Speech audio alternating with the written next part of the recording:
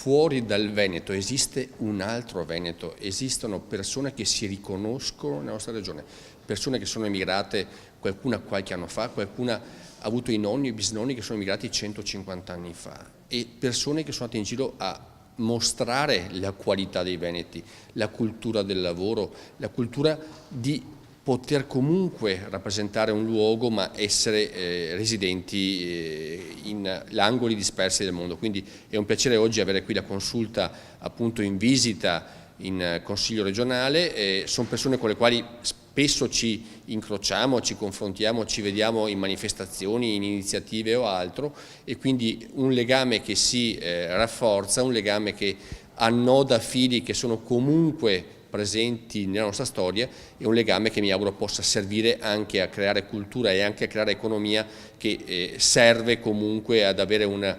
soddisfazione reciproca per chi appunto adesso si trova in Australia, in Veneto, in giro per l'Europa, e che comunque mantiene legami forti con il Veneto in questo momento. Perché questo legame, la cosa evidente è stata che è un legame che è indissolubile, è un legame che lega proprio dei fratelli, quindi il fatto di avere queste persone che magari sono di terza, quarta generazione, che comunque si sentono ancora venete e percepiscono questo territorio come la loro casa, è un qualcosa che ci rende orgogliosi e che fa capire quanto sia importante il fatto proprio di avere il Veneto nel cuore. C'è un Veneto fuori dal Veneto, è una realtà, si parla spesso di emigrazione veneta, ma io ho chiesto che venga modificato la terminologia in Veneti nel mondo, in quanto la maggioranza di loro non sono più emigrati, sono nati in quei paesi, però tramite l'insegnamento e la storia di genitori e di nonni